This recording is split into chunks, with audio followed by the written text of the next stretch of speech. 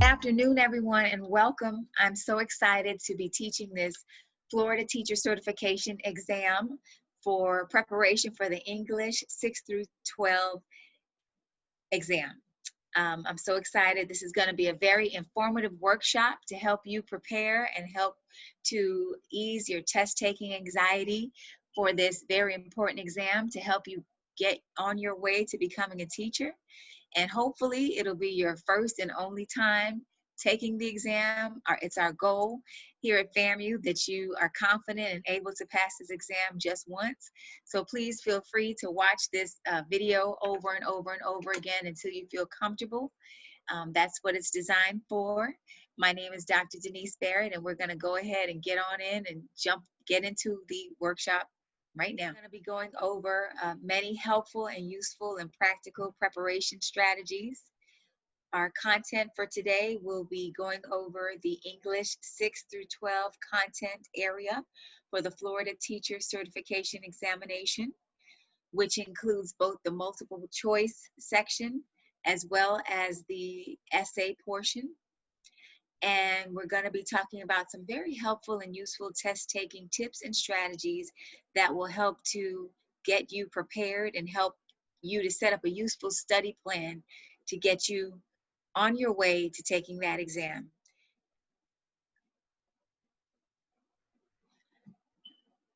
The purpose of this boot camp is to help you plan and develop your own useful study plan that works well for you.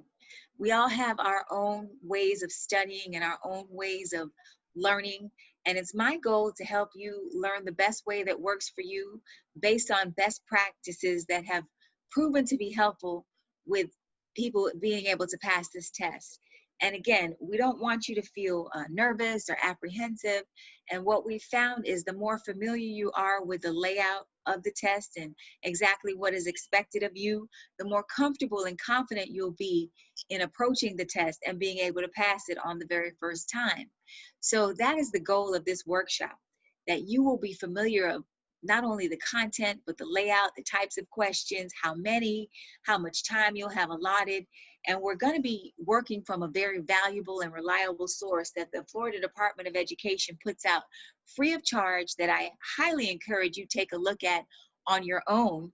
And I'm going to be giving you the information on how you can access it on your own, as well as going through it step by step on this video. So you will start to become familiar with it. And as you put together your study plan, you will use it as a guide as you put together your own plan. A little bit about me. As your facilitator, I'm so happy. I'm a proud Rattler, a proud 1993 graduate of Florida A&M University. I actually was a journalism major. So ironically, I did not graduate from the College of Education. I was what's called an alternative certification teacher.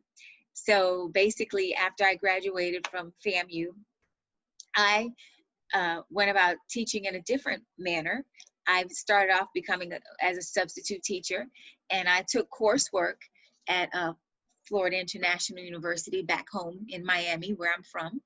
And as I took those courses, I had to take the teacher's certification exam while I was substitute teaching. So back in those days, you know, it was basically I was on my own. I had to study with friends and figure it out. And fortunately, by the grace of God, I was able to pass my English 612 exam on the first try, as well as my general knowledge and my professional educator's exam first time out. Again, not really having a whole lot of experience other than, you know, the courses that I did take to get my certificate and, you know, that good old in the classroom experience as a substitute teacher.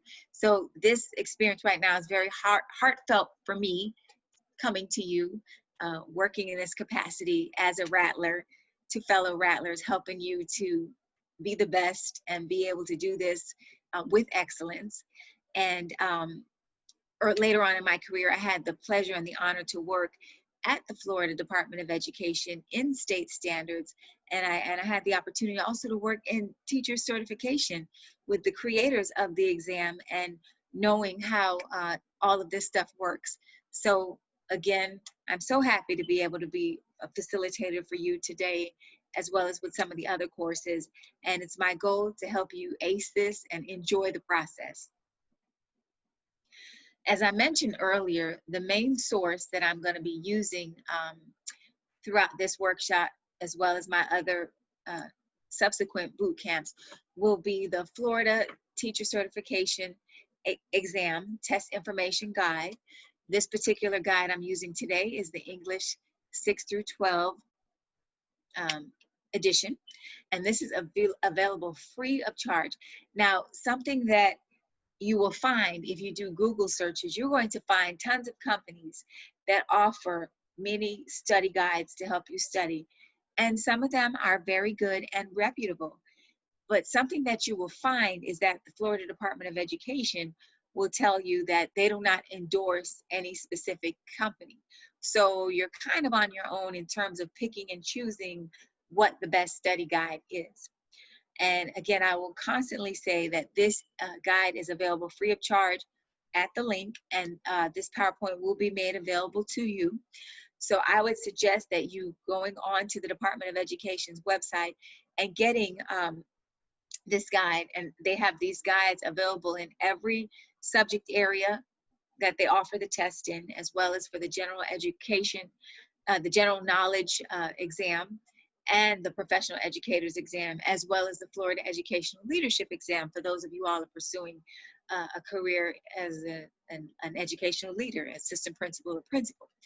So I say that to say you're going to see me throughout the course of this boot camp session clicking a lot on the link to refer to the different aspects of the test as it relates to this guide, because I find that this is a very credible source that will really point you in the right direction as far as developing your study guide and being on point and accurate in terms of studying effectively for the test. So I'm going to start with some general test preparation strategies. And as I always say, a big part in preparing for a test is being prepared for it. And that's knowing not only what's being tested, but the lay of the land. How is the test laid out? How many questions? How long do I have? What am I being tested on? What are the broad areas? What are the skills? How many questions in each category am I being tested on? How many, based on the categories, how many questions in that category are there going to be on this test? So for instance, am I going to be tested a lot on instructional design, or am I going to be tested a lot on grammar, or am I going to be tested a lot on reading comprehension, like instead of grammar? So I need to know these things so I can study and plan accordingly. So something that you'll find as you read through the test preparation guide that I mentioned is that you're going to see these three words quite often. Competencies, skills, and percentages. Competencies are the broad areas of content knowledge. That's a big umbrella. So those are the areas that they expect you to know as an educator. They expect you to be competent in those areas of content knowledge. And in this particular area, in the areas of English 6 through 12.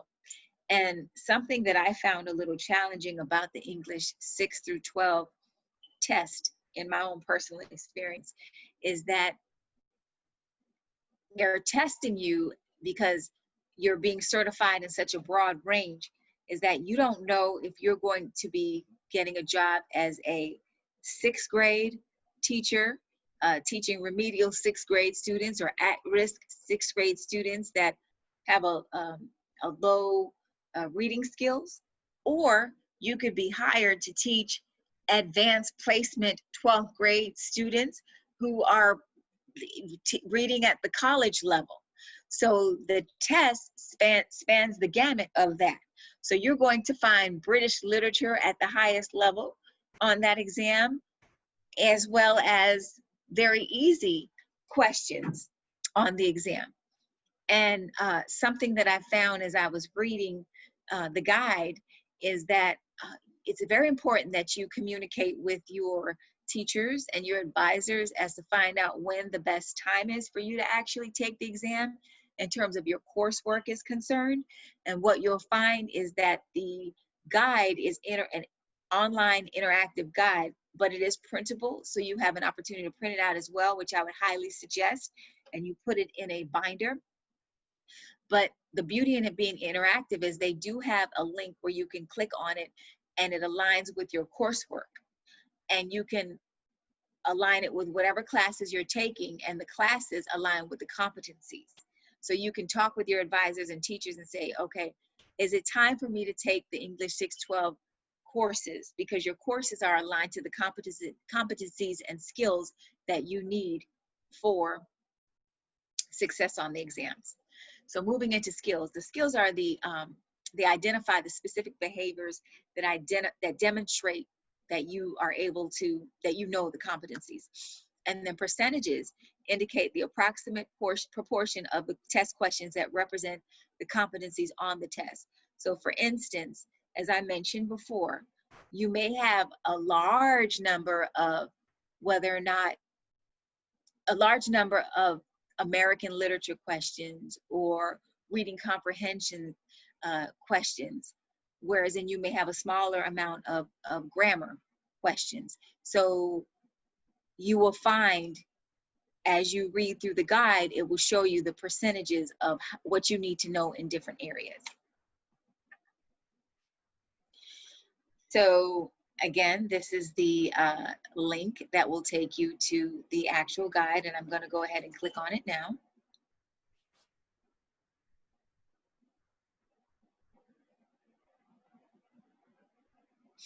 It looks like this. And this particular section of the guide shows you the competencies and skills that are, my glasses, required for you to take and pass for the English 6 through 12. So as you can see, for the English 6 through 12, we have approximately 80 multiple choice questions and 1 essay.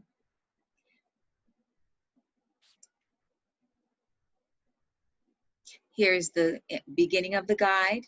It's divided into 5 sections. It provides you with different preparation strategies.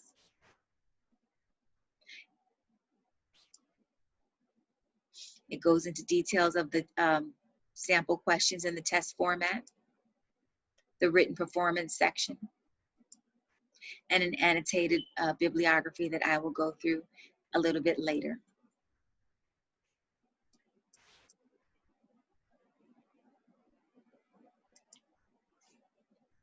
Okay. So planning a course of study is critical as you're approaching this test. As we always say, if you fail to plan, plan to fail. So we know that we don't want to plan to fail this critical exam, because this is setting the course of your career, of your livelihood. So as we approach this, we want to be very strategic.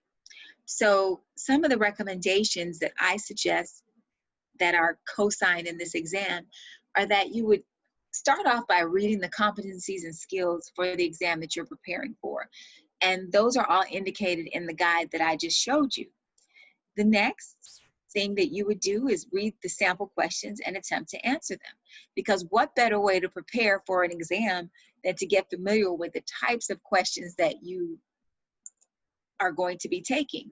And take note to the ones that you don't get correct. What is it that you're missing and why? And then when you realize why you're missing them, go back to the content area, because the guide will show you what content area the question is tied to, and then you can revisit your textbooks, talk to your professor from that class, go online and find supplemental materials that can help you to really get stronger in those areas of weakness. And then finally, develop a study plan to focus your studies on the specific areas that tie back to the competencies and skills for the English 612 exam. Now going deeper into the strategic preparation for the English 612, because a lot of the strategies that I'm mentioning to you can be applied to your general knowledge exam, your professional education exam. They are universal study strategies. But I want to talk a little bit now about how you can prepare strategically for English 612. And that's going to take a deeper dive into the bibliography that I mentioned, as well as talking a little bit more about the written performance section, aka the essay section. So as I just mentioned, the English 6 through 12 multiple choice section contains approximately 80 multiple choice items. You will have 1.5 hours to complete this section. So it's very important that you ration your time accordingly. Each of the sections in the multiple choice section will contain 4 response options, A, B, C, or D.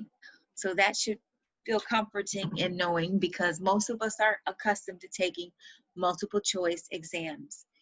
I'm gonna show you again.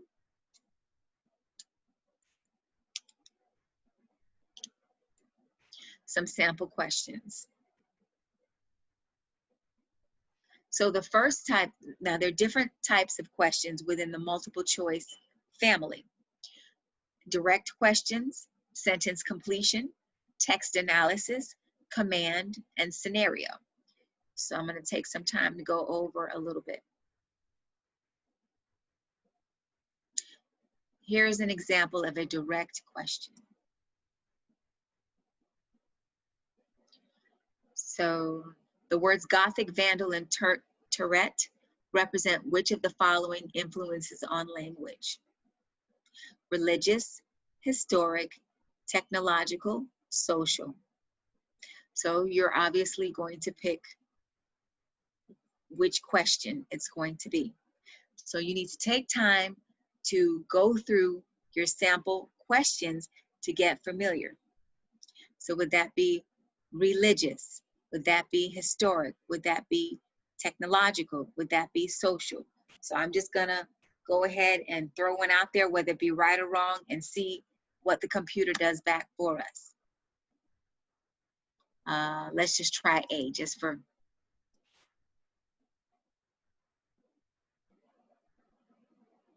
Okay, then it goes to the next question. Determine the effect of the use of a semicolon in the student writing sample. Beowulf is widely regarded as the oldest literary work in the English language. While technically true, this distinction is misleading. Beowulf was written in Old English. So again, once you answer the question, it's going to take you through a series of similar questions.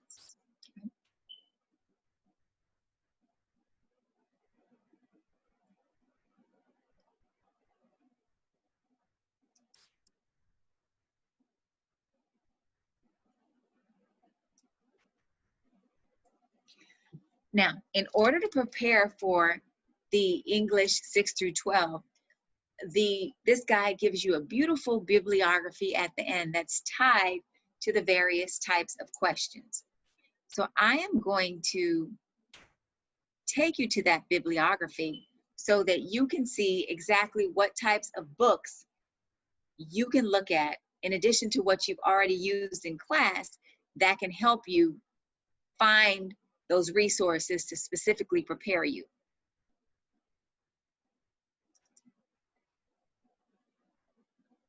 Here we go. So for essentials, for your grammar questions, you've got your essentials of English grammar.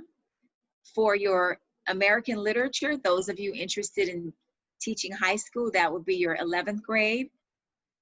You've got the Norton Anthology of American Literature. You've got number 3, Formative Assessment for English Language Arts.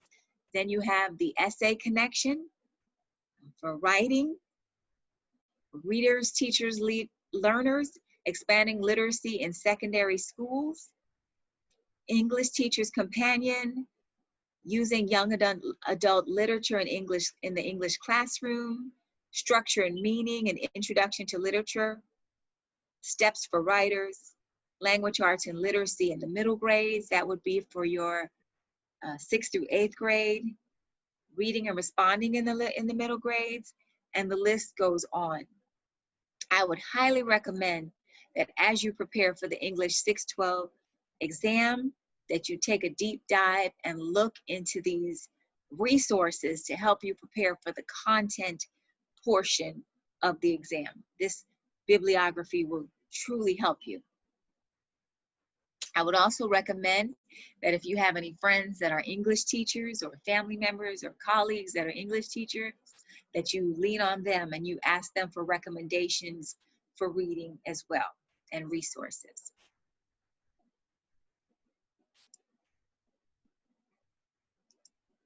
Okay, written performance section, also known as your essay section. In addition to your multiple choice, you're also going to be required to write an essay. Your essay will be scored holistically by 2 raters. Most of you, especially if you went to school in Florida, are familiar with that being required to do some sort of an essay in your standardized testing experience or career in school. You will have to, you will be scored, the raters will be scoring you with a rubric. I'm going to show you the rubric shortly, 0 to 6, 1 to 6 rather, I'm sorry. And the raters will use the criteria that I'm about to show you when evaluating your essay. The score you receive for your essay will be the combined total of the 2 rater scores. And in order to receive a passing score, you've got to get 8 out of the 12 points in order to get a passing score on your overall English 612 exam. So here we go. All right. So here is an example of your rubric and what it takes to achieve a 6. As a former English teacher myself, I used to always provide my students with the rubric. This is a great way of knowing exactly what it takes to get the quote unquote A. The 6 would be the A. You know, starting with that, I think would be a great way to gauge your writing. The essay is effectively written and presents a thorough critical analysis. What does that mean? And it gives you all of the indicators on down. This is what your raters, your scorers are going to be using as they read through your papers. And then the lowest would be a 1. The essay fails to demonstrate writing or analytical skills. So notice it says writing or analytical skills. So they're looking for 2 things. They want to see that you can write and analyze, because let's face it, when you're a teacher, you've got to be able to do both. You know, you're making decisions on a day-to-day, on a minute-to-minute basis, and that requires quick analysis. Okay, so it's very important that you can do that both in your mind and on paper. So don't take that lightly. And we have many resources to help you do that. So please don't let that scare you or make you nervous. We're here to help. Today, I'm just giving a brief overview, but I can certainly provide more in-depth workshops and boot camps on the writing piece, because this is not something that can kind of just be gone through quickly. It's very important that we take a lot of time to go through the writing portion as well.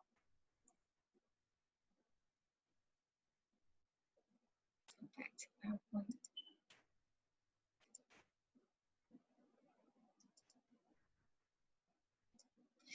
Test taking tips.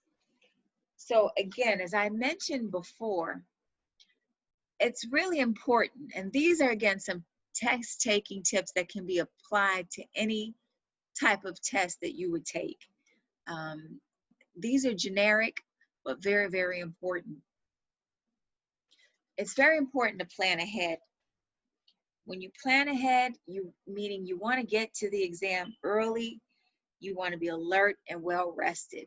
I think back to the days of when I took the SAT in high school. You know, your teachers told you, make sure you get a good night's rest.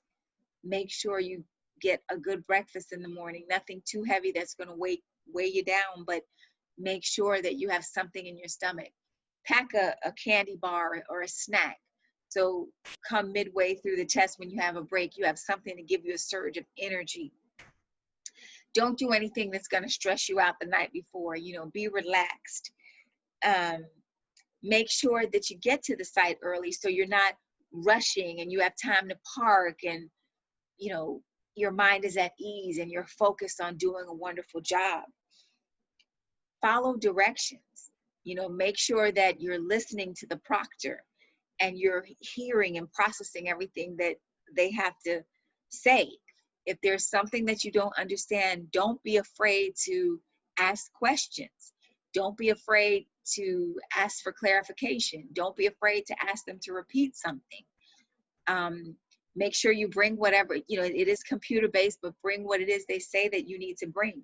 Make sure you read through any materials that they send you well in advance, and you submit everything that you need to submit. Remember, it is a timed exam. This number 3 is so important. Please pace yourself.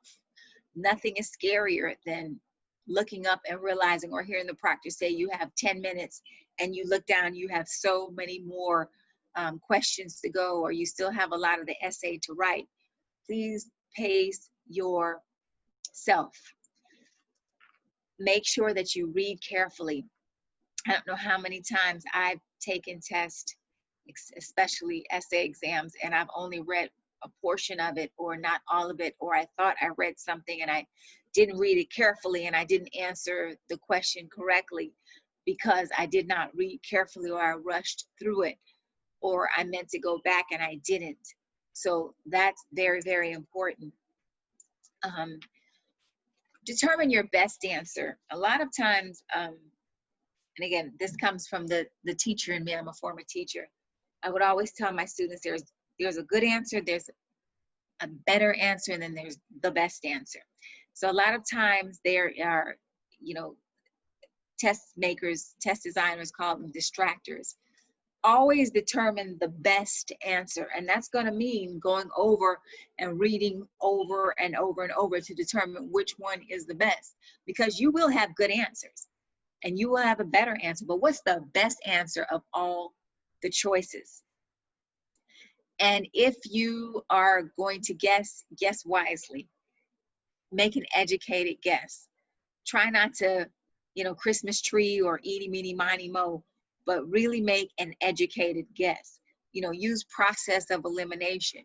Take out the ones that you absolutely know are not correct, and then narrow it down to the ones that could possibly be, and then make a guess if you absolutely have to.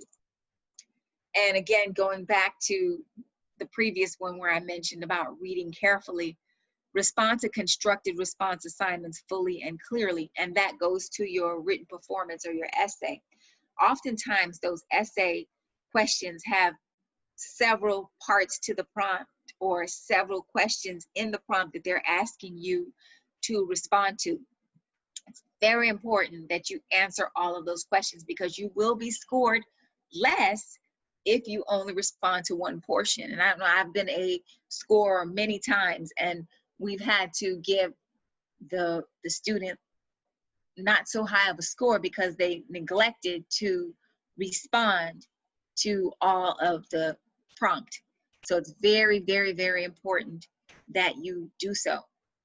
And with that said, I do want to show that there are some sample essays that you can use as a guide to help you see what a good essay looks like.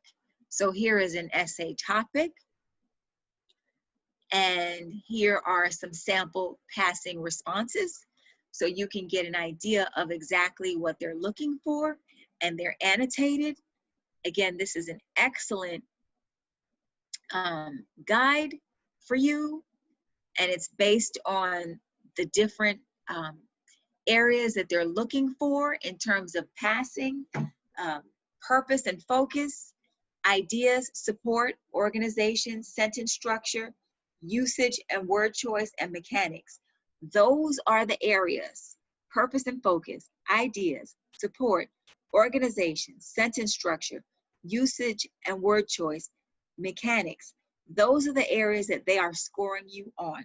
Your scores are looking to see whether or not you have those skills and you're writing to the level of effectiveness in your essay to pass. And then they give you a sample of a not passing response.